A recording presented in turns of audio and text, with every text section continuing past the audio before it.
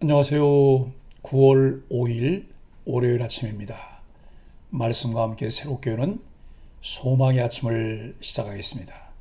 게리 하우게는 희망은 막연한 바람이 아니라 주님을 믿고 그분의 행사를 기억하면서 비롯되는 열매다라고 이야기합니다.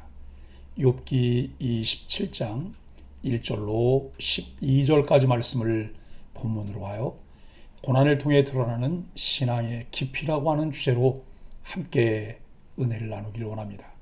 성경은 세상의 고통이 인간이 저지른 죄의 결과라고 말하지만 인간이 겪는 역경이 모두 죄의 결과가 아님을 동일하게 강조하고 있습니다. 우리가 묵상하고 있는 욥의 경우가 그것을 증명하고 있습니다. 욥은 친구들이 이해할 수 없는 엄청난 고난을 받았습니다. 친구들은 이러한 사실에 근거해 욥의 의로움이 자신들만 못함이 틀림없다고 우쭐해하며 결론을 내립니다. 이는 지극히 교만하고 잔인하며 그릇된 생각입니다. 그들의 판단과 행동을 하나님께서는 엄히 꾸짖으십니다. 인간이 생각하는 인과관계에 비추었을 때 부당하게 보이는 것이 허다합니다. 이처럼 고난은 부당하게 보이지만 동시에 정당하기도 합니다. 절대적으로 오르신 하나님께서 부여하시는 모든 것은 정당하기 때문입니다. 인간은 항상 하나님께 모든 것을 빚지고 있습니다. 하나님께서 우리를 지으셨고 순간순간 생명을 이어가도록 지키시기 때문입니다.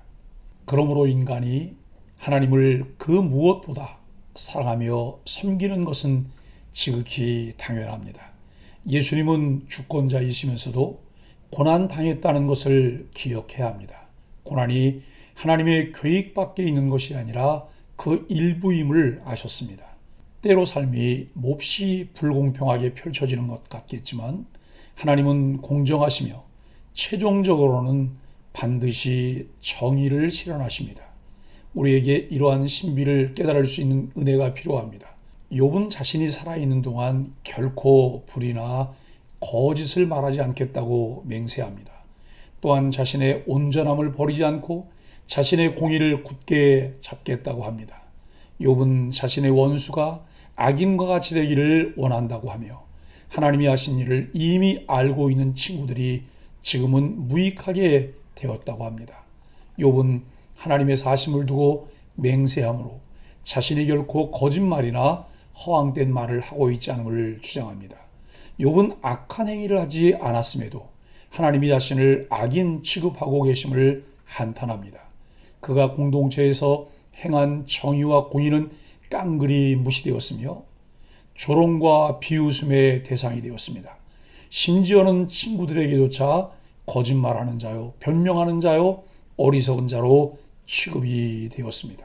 하지만 욥은 결백하며 자신의 맹세가 거짓으로 판명난다면 지금 당장 죽더라도 괜찮다고 말합니다. 지금까지 친구들은 욥의 말과 주장을 이해하려 하기보다는 그의 약점을 파악하고 공격할 거리만 찾아내고자 했습니다. 그러나 욥은 친구들의 집요한 공격과 회유에도 자신의 소신을 굽히지 않았습니다. 그것은 욥이 대단해서가 아닙니다. 실제로 욥은 친구들이 말하는 악인의 삶을 살지 않았습니다. 그래서 욥은 자신이 죄를 짓지 않고 온전한 삶을 살아왔다는 주장을 번복할 필요를 느끼지 못합니다. 욥은 하나님 앞에서 의를 버리지 않았고 스스로 떳떳한 인생을 살아왔노라 고백합니다. 이런 욥을 공격하고 비난하는 이가 있다면 그 사람이 악인이며 불의한 자입니다. 그들이야말로 정직하고 의롭게 살아온 욥을 죄인으로 만들고 있기 때문입니다. 욥은 하나님께서 이들을 심판해 주실 것을 간청합니다. 하나님이 개입하셔서 악인들을 심판하시고 자신과 같이 부당하고 억울한 이들을 복권시켜 주심으로 세상의 질서를 바로잡아 주시기를 소망합니다. 불의한 자들은 온갖 악한 방법들을 동원해 재산을 모은 자들입니다. 하나님은 이들이 부르짖어도 들어주시지 말고 정의로운 심판을 내려주셔야 합니다. 이들에 대한 심판은 정당합니다. 하지만 욥은 불경건한 자가 아닙니다. 친구들도 편협한 세계관에서 벗어나 자신들의 한계를 인정한다면 욥의 말을 이해할 수 있을 것입니다. 그리스도인들이 살아가는 모습을 보면 하나님을 진실하게 섬기는 사람이나 별 생각 없이 그냥 교회에만 출석하는 사람이나 큰 차이가 없어 보입니다. 그러나 차이가 나타나는 시간은 분명히 있습니다. 그 시간은 고난의 시간, 역경의 시간입니다. 고난을 당할 때 그리스도인들이 평소에 어떤 신앙을 가지고 있었는지가 확연하게 드러납니다. 오늘 1절로 6절은 불의와 거짓을 말하지 않으리라고 합니다. 욥은 친구들에게 대놓고 싫은 말을 합니다. 풍자하여 그들에게 대답하겠다고 1절에서 선언합니다. 2절만 보면 그가 하나님께 항의하는 것처럼 보이지만 실상은 잘 알지 못하면서 하나님의 부분적인 모습만 강요하는 친구들을 비꼬는 말입니다. 하나님은 친구들의 말대로 인자하고 의로우신 분이지만 욥이 마주한 현실에서는 분명 또 다른 분이었습니다. 우리는 삶의 어느 지점에서 설명할 수 없고 그동안 알지 못했던 하나님의 모습을 마주하곤 합니다. 그러나 분명한 것은 그때의 하나님도 우리가 사랑하고 섬기는 하나님이라는 사실입니다. 욥은 자신의 말에 어떤 악이나 불의가 없다고 확신합니다. 그리고 지금까지 온전함을 추구했던 것을 여전히 포기하지 않고 계속 지켜 나가겠다고 다짐합니다. 극심한 환난과 고통, 그리고 친구들의 조롱과 괴롭힘에도 불구하고 욥은 자신의 마음과 행동을 바꾸지 않았습니다. 그러나 안타깝게도 우리는 주변에 너무 쉽게 영향을 받고 부정적으로 반응하며 변합니다. 조금만 힘들고 어려워지면 원망하거나 변명할 대상을 찾습니다. 물론 힘든 시기를 지날 때는 누군가를 원망하고 자신을 변명할 수 있습니다. 그러나 진실한 말과 온전한 태도를 지키겠다는 다짐이 없으면, 원망하고 불평하는 태도를 고수한다면 그 마음에 하나님의 선하심과 지혜가 머물기는 어렵습니다. 7절로 12절은 어찌 무익한 사람이 되었느냐라고 합니다. 온전함을 포기하지 않겠다는 다짐에는 이유가 있습니다. 하나님의 심판입니다. 경건하게 살기를 포기하고 거짓과 악을 행한다면 이익을 얻을 수는 있습니다. 그러나 결국 하나님 앞에 서야 하는 마지막 시간이 있을 것인데 그 순간의 이익이 어떤 의미가 있느냐고 욥은 묻고 있습니다. 이런 측면에서 욥과 하나님을 경외하는 사람들은 진정한 지혜자입니다. 일과 삶이 어떻게 진행되는지를 알고 그 마지막을 알기에 그 순간의 이익과 감정에 흔들리지 않기 때문입니다.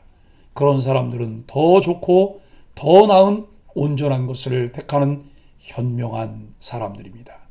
하나님의 사람들은 더 나은 것을 바라는 지혜자들입니다. 마지막으로 욥은 친구들에게 한탄합니다.